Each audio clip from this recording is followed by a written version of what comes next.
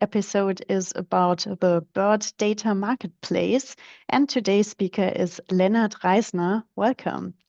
Lennart Reissner has been working as a research assistant and doctoral candidate at the University of Mannheim since May 2023. He has a special interest in unstructured data and innovation research.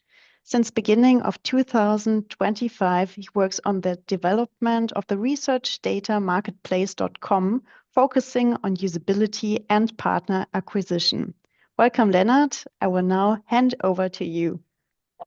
Perfect. Thank you so much, Natalie. And hi to everyone. I'll just start the slides that I have prepared for you guys. And I think you should be able to see them by now. So I will start if that's the case. Perfect. Yeah. So again, hello and welcome. Thanks for the opportunity and thanks for your interest in the Research Data Marketplace. Thanks for being here. My name is Lennart Reissner. As Natalie said, I have about 1 year experience now with the Research Data Marketplace when I came on board with BERD, and I want to share what that is and give you an introduction to give you an impression of what the Research Data Marketplace is about. The goal is that it's a marketplace to foster the industry-academia collaboration by making industry data available for researchers, and how that works, I will share that in a second. Perfect. Yeah, so as far as I know, not everybody is familiar with the NFDI. That's not the topic for today, but just as a brief idea. So the Research Data Marketplace is part of BERD, and BERD is part of the NFDI, so the National Research Data Infrastructure, which is a public initiative to build a networked information infrastructure, research data management platform, establish standardized procedures and how to handle research data in the first place. There are some complementary services being developed, and the ultimate goal is to create an infrastructure that facilitates the reuse of existing data, its integrity, the quality, and also shows how to protect data. The overall vision, therefore, is that data is perceived as a common good for excellent research, and the aim is that this should be organized by the scientific community in Germany, and that's what the NFDI stands for, and that's what the NFDI wants to achieve. As I said, I'm part of BERD. BERD is one of the consortia within the NFDI, and BERD is an acronym and stands for Business, Economics, and Related Disciplines, or Related Data. And the BERD, BERD is a consortium that focuses on strengthening the links with industry. That's what we try to achieve through the Research Data Marketplace, with data from companies. And this plays an increasing role, especially in business research, which is, as said, one of our priorities. As such, BERD is an initiative to build a powerful platform for collecting, processing, analyzing, and preserving business, economic, and related data all in one place, all on the BERD platform, which is live already. And we will facilitate the integrated management of algorithms and data along the whole research cycle, with a special focus on the unstructured part of data, such as video data, image data, audio, text, and mobile data. That just as a brief introduction into BERD and into the NFDI, but the focus of today, as said, is the Research Data Marketplace, which is one of the offerings of BERD. BERD offers a couple of things. For example, the Open Big Data Directory. There are data sets which are publicly available, and it's just some sort of directory or repository that brings very interesting data sets together. The Research Data Marketplace is a different idea. This tries to bridge the gap between organizations which have loads of data, which is not publicly available yet, and the researchers that are have some interesting research questions in mind, but lack the data yet. And this way, new value can be created by turning unused data into insights. In terms of NFDI, this falls in the category of the industry engagement section, which is a collaboration across the individual consortia. But we wanted to talk about the research data marketplace today, and this is where I'm starting now with. The core idea of the research data marketplace is to bridge the gap between the owners of unique and new types of data, which usually are organizations or businesses, and researchers that have the skills and ideas to work on interesting research topics. Because the situation is that currently there is loads and loads of data out there, but the organizations and the companies do not really fully leverage it to the full potential that lies within that data. I mean, of course, data science is a very important field and very important topic, which our company is also aware of. However, companies usually do not have the full capacity to fully extract every insight that is in the data, just because there is restrictions in capacity, or maybe they don't even know how to work, for example, with certain types of unstructured data.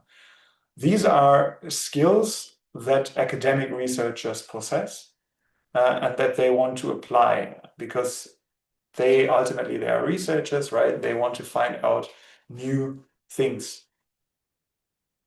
Myself, as a researcher, I know this problem, and I've heard it from many, many other researchers as well. You can have great ideas. However, usually where those research ideas ultimately fall short is on how you want to test those ideas and test those hypotheses that you have in your mind, because usually you lack the data that you need to do so.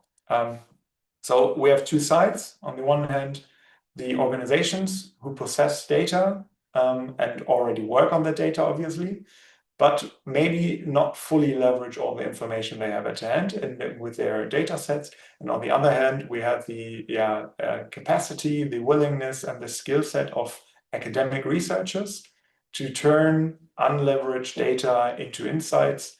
And this should be a perfect fit, right? But however, there's currently no matchmaking platform whatsoever to bring those two parties together and allow them to find each other, and thus facilitate such collaboration in leveraging the data which exists anyways within those organizations.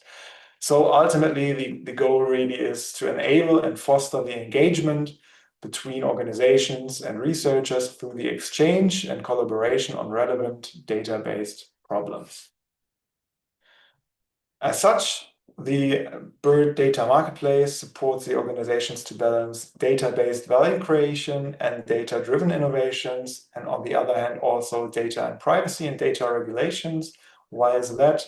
The BERD Data Marketplace is really the matchmaker between researchers and the companies. Thus, we enable and facilitate the value creation from data.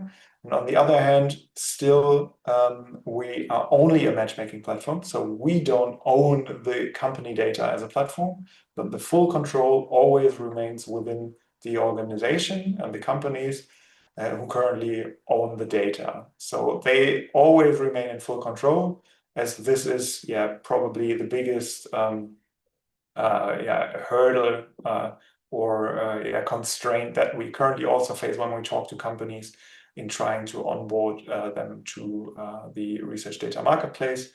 Full control, full data privacy and data regulation authority remains with the companies. That's what the research data marketplace aims at. So that's the goal, what it should be. And we really believe that there's huge potential as if we look across the Atlantic, we see that similar services are already in place and are already writing some success stories. If we, for example, look at the Research Data Services, which we probably all know for its data infrastructure. Then we can see that they also facilitate these industry data sets, which they try to make available to researchers, and really foster that kind of collaboration there for more than 25 years already. And then on the other hand, there's also Chicago Booth with their Kill Center research data sets, which is really successful. For example, also especially in marketing.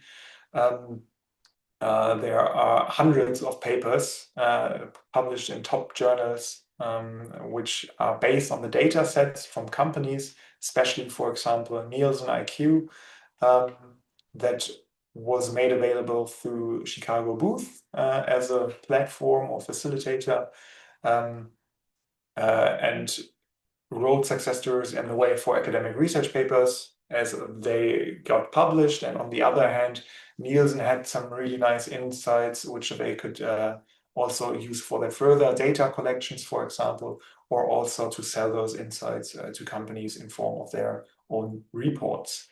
So we see close collaboration between academia and industry enables mutually beneficial relationships.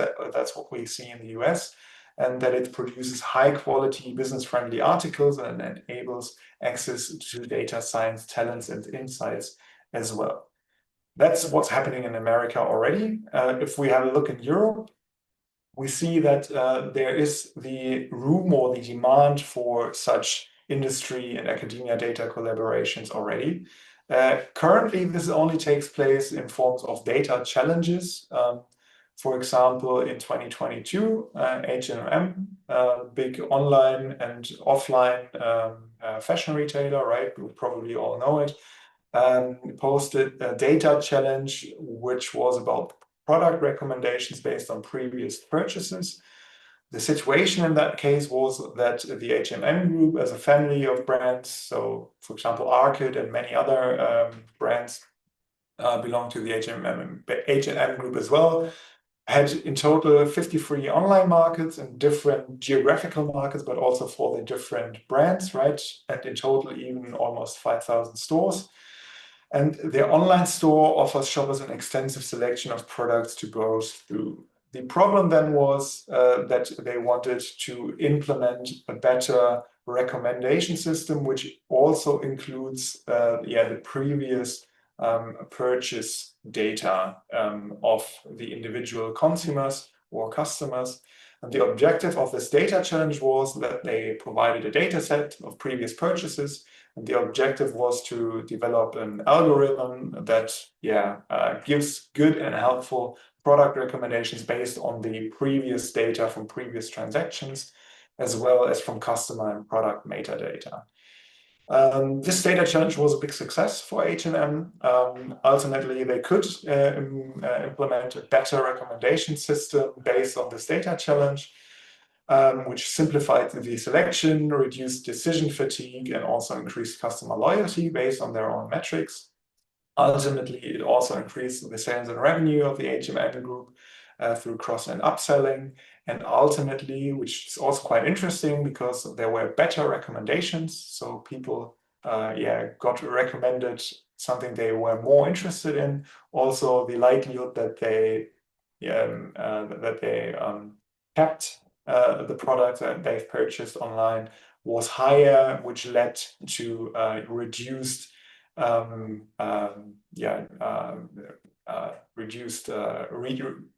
returns, excuse me, so that there were less packages and parcels sent back to H&M, which of course reduces costs vastly, but is also way better for the environment. A similar case was with American Express. They wanted to increase their validity or accuracy of the prediction of future loan defaults. What they did was to try to get some learnings from a data challenge as well. The situation there was with credit cards, right? American Express, they always are billed at the end of the month, and all of these purchases, all of these spendings that are done by credit cards are somewhat a loan for 1 month until you need to pay it back in the end of the month.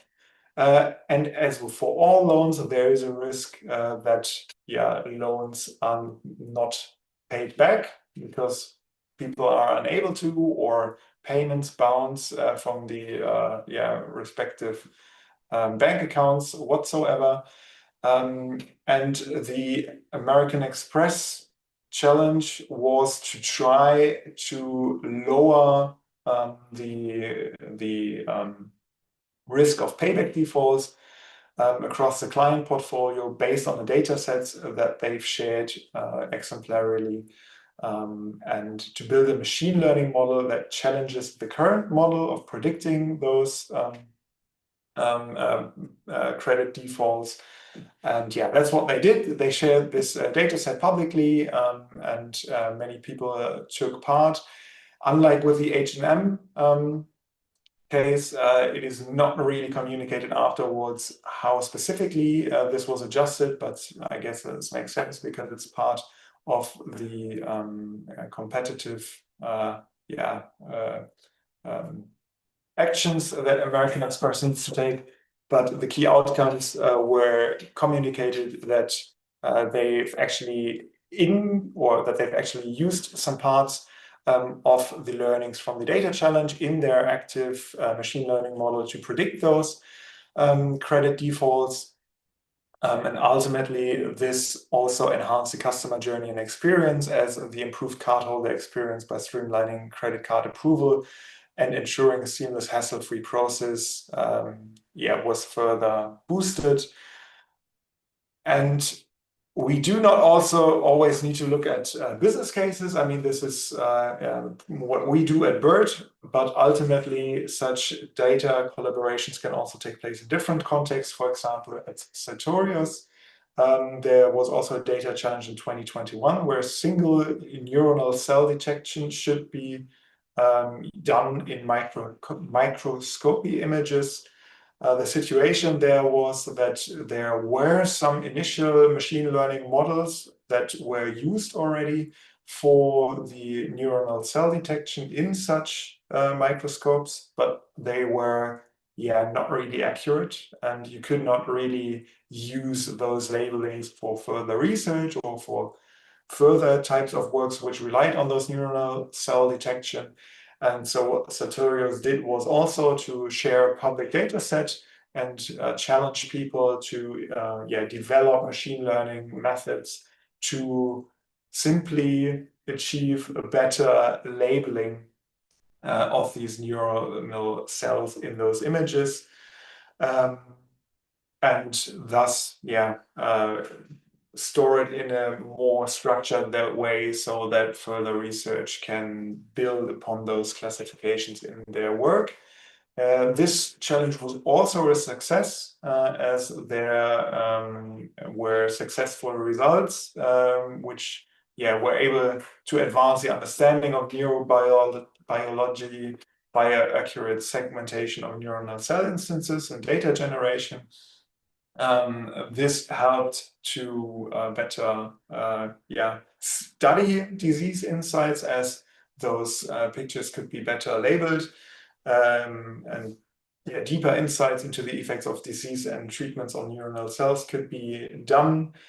And then ultimately, I mean, we don't know this yet, but the goal is that this work can be used as a foundation for further studies, for further research, which maybe even might allow some innovative drug discoveries.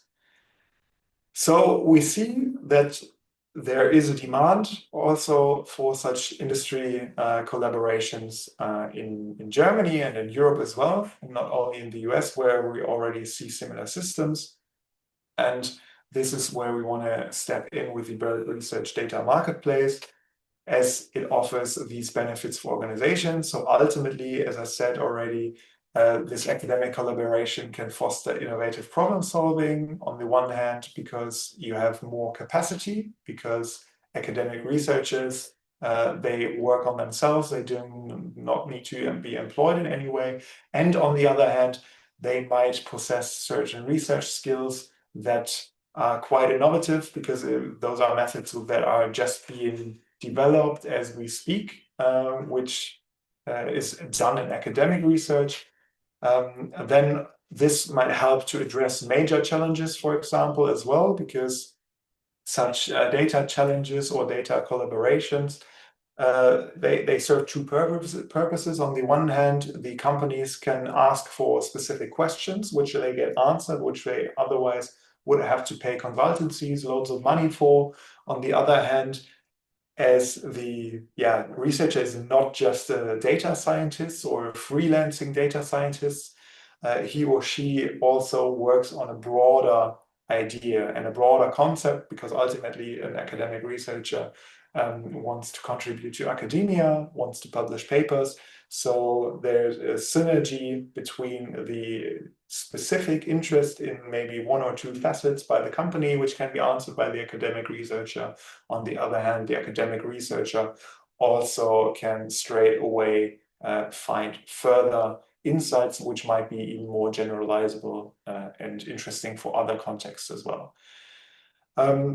We see, for example, from the Chicago booth example with Nielsen as well, that long-term relationships can develop also between universities and companies, which is good for both, right? Because on the one hand, the companies can get access to really well-skilled talents. On the other hand, universities can get access to data, can get access to guest speakers, which is just good.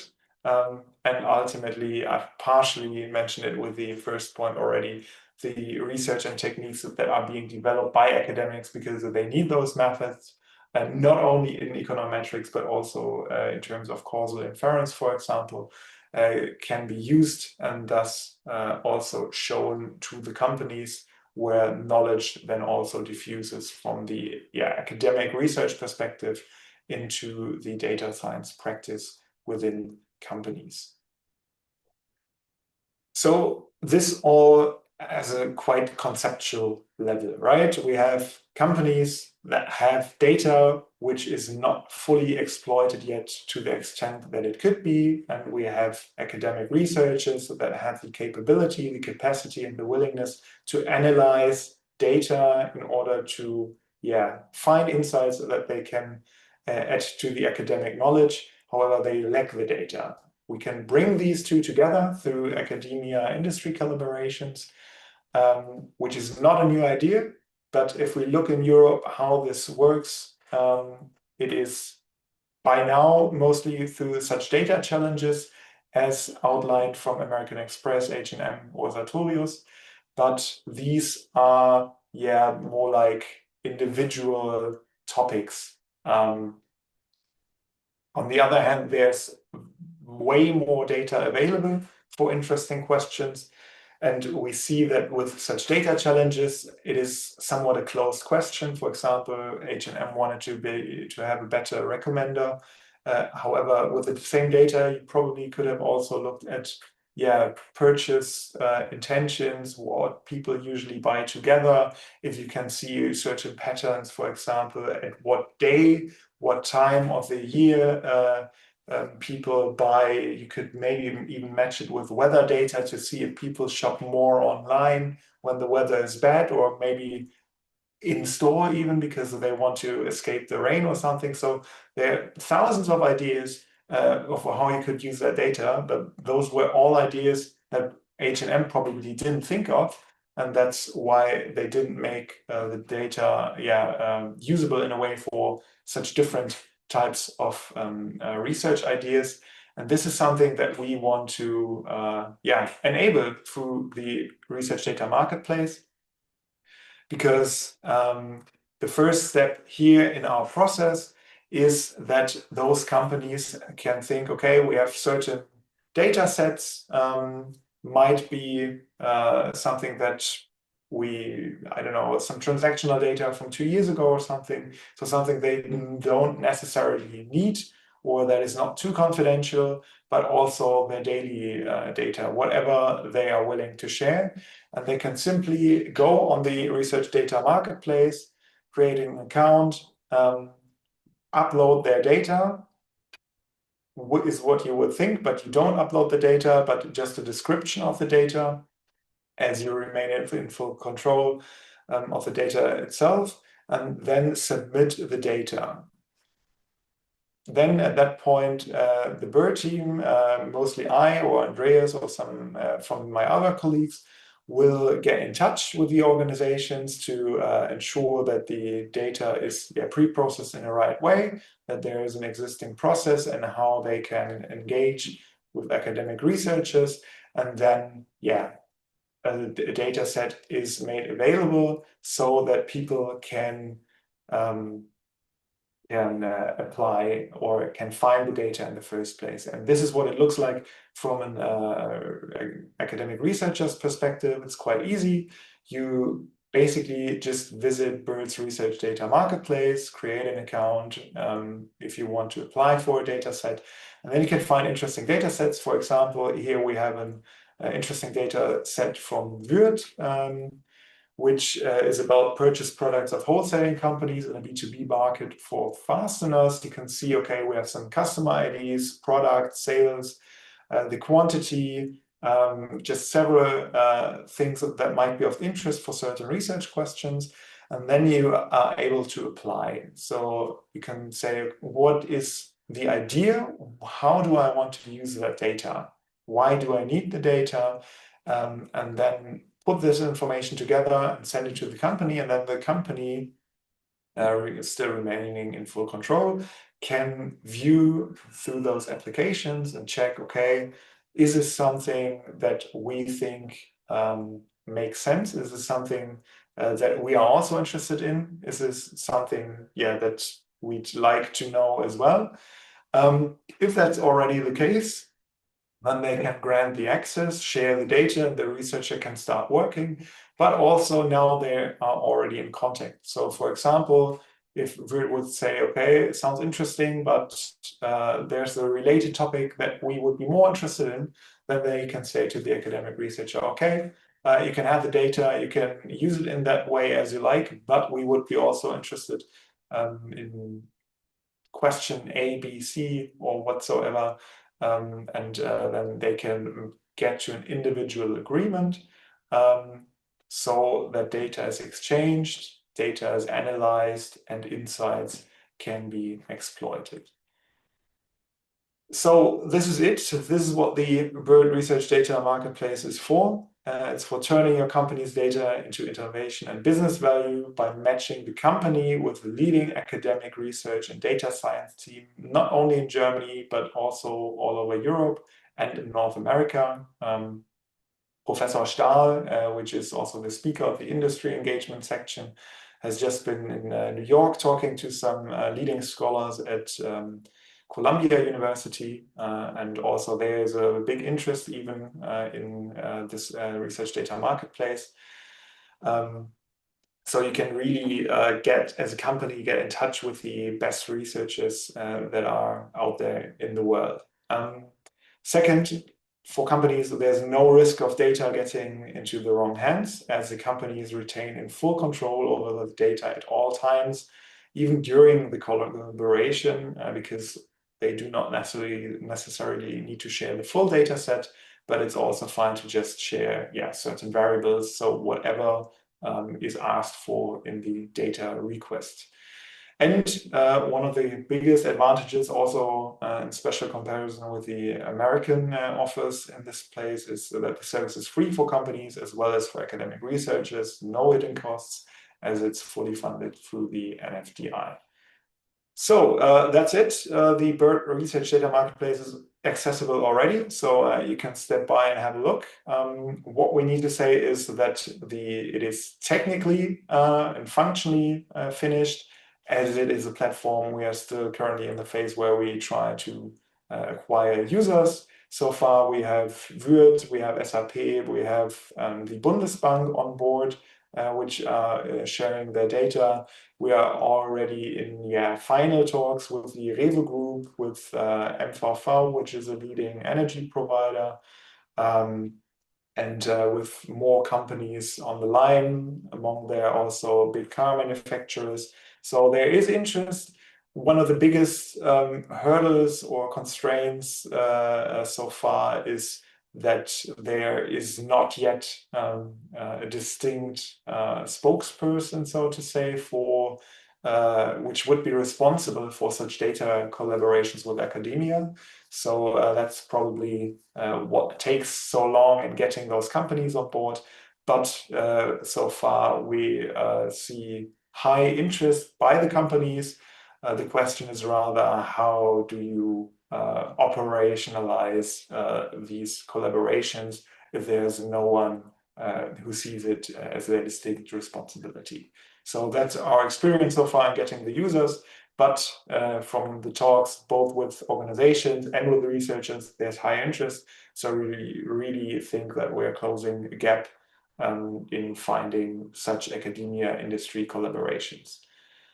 Yeah, and that's it. If you have any questions, you can always contact me, Lennart Reissner. Here's my email, or my colleague, Andreas Hamann, and also Florian Stahl, who is also the head of the industry engagement section, is always happy if you inquire. Also, if you think of any organizations that might be interested, or where you know someone who would feel responsible to start a partnership, you can always reach out to me and recommend them. And a part of that, I say thank you for your interest, and I'll be happy to answer any questions. So thank you very much, Lennart, for this interesting talk and all the great examples from companies we know. So I think it was really interesting. With that, I say goodbye to our to our spectators on YouTube. Our next episode of the NFDI talk will be in the new year on 19 January, and it will be about socio-demographic standard variables for survey research in Germany. So thank you for watching this live stream, and goodbye.